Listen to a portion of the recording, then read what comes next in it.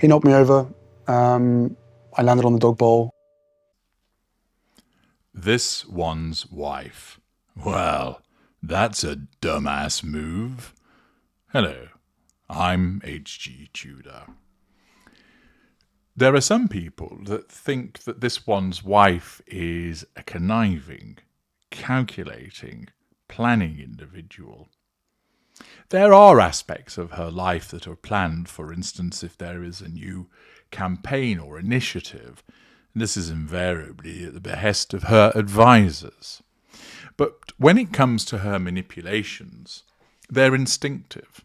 And the reason that you can tell that there isn't the calculation is as a consequence of the repeated fractures in the facade, which have been well documented by me, and the fact that so many of the things that she does then has collateral consequences, which, to put it bluntly, come back to bite her on the backside. An aware narcissist, one that thinks ahead, that plans, considers the various outcomes of the steps that they will take to ensure that the prime aims not only are attained in the moment, but that they're also not affected adversely going forward. This one's wife's narcissism does not function in that way. It is solely preoccupied with the here and the now. This particular instant, right now, and now this one, and now this one, and now this one. Moment by moment. That is common amongst the vast majority of narcissists, and it's why so many narcissists are hypocrites and contrarians, because what they say at this point is unrelated, unless the narcissism needs it to be related, to what they say at this point. What matters is the prime aims, not consistency of view, not consistency of behaviour, but the prime aims. So at 9 a.m, if the narcissist can get the prime aims by saying, gosh, I really like what you're wearing, it really suits you, that dress, that's what happens. If at 9:15 a.m, in order to get to the prime aims of, say, control and fuel, it is necessary for the narcissist to say, Christ almighty, what are you wearing? You look like you've been dragged through a hedge backwards. They will do so. They do not see any discrepancy between what was said at 9 a.m. and what is now being said at 9:15, because their narcissism revises history. What happened at 9 a.m. has evaporated into the ether.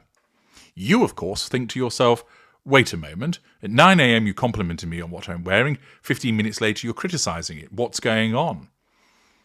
But the narcissist is unconcerned by that, because the narcissist has no emotional empathy, compartmentalises and operates in the moment. Thus we see this repeatedly with this one's wife, that she does something in the moment which then has repercussions. Primarily, examples would be what she wears, which she thinks she looks fantastic in, which then draws ridicule. The way, for instance, in order to assert control in the moment, she elbows Harry out of the way, which makes her look like a twat. The way that she looks for the camera, which is her way of asserting control in that moment, and then has the impact, of course, of making her look thirsty for the attention. You'll find example after example after example of the ways that this one's wife will do something in the now which will then have some collateral consequence which actually works against her. But remember, from her perspective, it doesn't. Because when she gets to that collateral consequence, her narcissism will never ever let her accept that she's the problem. It just continues to kick the can down the street. We have another example of this, which ostensibly is a dumb-ass move. This relates to another PR puff piece, this time courtesy of Jack Royston, pro-Sussex journalist at Newsweek, who's taken it upon himself, via, of course, the diktat of make this one's wife look good, to supposedly herald her empathic and caring side, but doing so with a complete piece of gutter trash. The article states, this one's wife and Chrissy Teigen forged a bond after both experiencing baby loss and talking about it publicly. Chrissy Teigen has been well documented by me as to her narcissism and the fact that she's an odious human being, completely oblivious to the way that she behaves, self-serving, publicising every aspect of her life without consideration for how it impacts on people, and of course her well-documented online behaviour. She really is an unpleasant individual. So this one's wife, who operates this facade of being a supposedly pleasant and caring person, you think, why on earth would you want to hook up with such a piece of gutter trash? Well, the fact is that once again, her narcissism says, do that, that's a good idea, it'll make you look good, whereas much of the world will go, why on earth would you want to be seen pairing up, allying with this individual, and moreover, then ensuring that a PR puff piece is generated heralding this? The article continues by explaining the Duchess of Sussex reached out to the TV personality and cookbook author after learning Teigen had lost her unborn child, Jack. This one's wife wrote an essay for the New York Times in December 2020 after experiencing a miscarriage in July that year, bringing up the past. And if I remember correctly, much of what she wrote was lifted from somebody else's experience, character trait acquisition. Teigen told Andy Cohen how kind the royal was during an appearance on Watch What Happens Live with Andy Cohen in April 2021, a month after this one's wife's bombshell Oprah Winfrey interview, bringing up the past. Notice this PR puff piece is desperately trying to tell you, see how kind this one's wife is. She contacted Teigen in difficult circumstances, but all it does is bring up the past in relation to an event that many people think was fabricated and links her to an individual that isn't particularly pleasant. It backfires once again. She had written me about baby Jack and loss, Teigen said. She is really wonderful and so kind, just as kind as everyone says she is.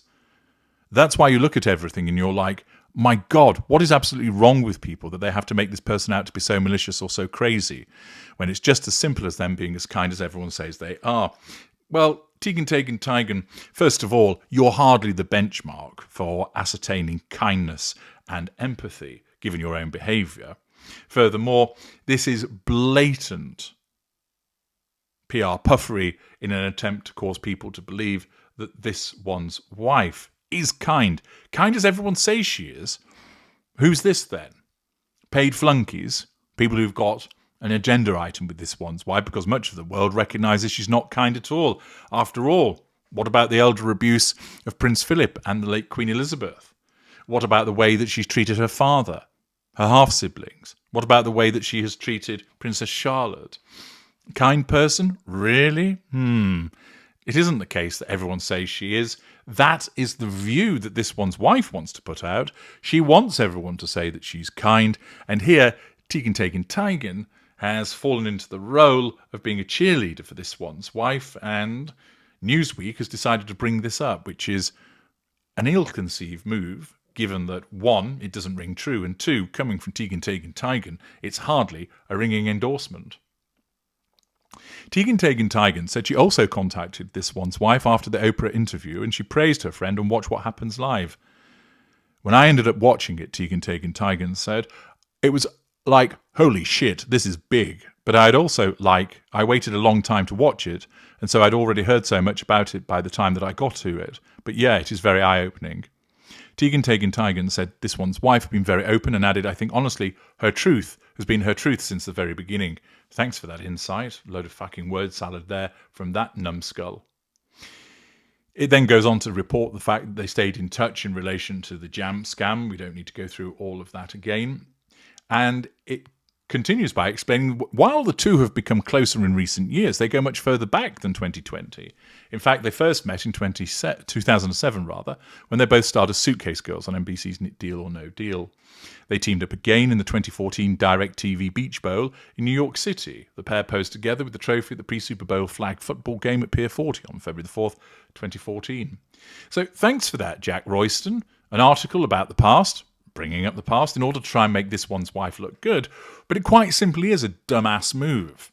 It's entirely transparent as to what you're doing, and seeking endorsement from Chrissy Teigen demonstrates you really are running out of people to go to if you have to turn to her.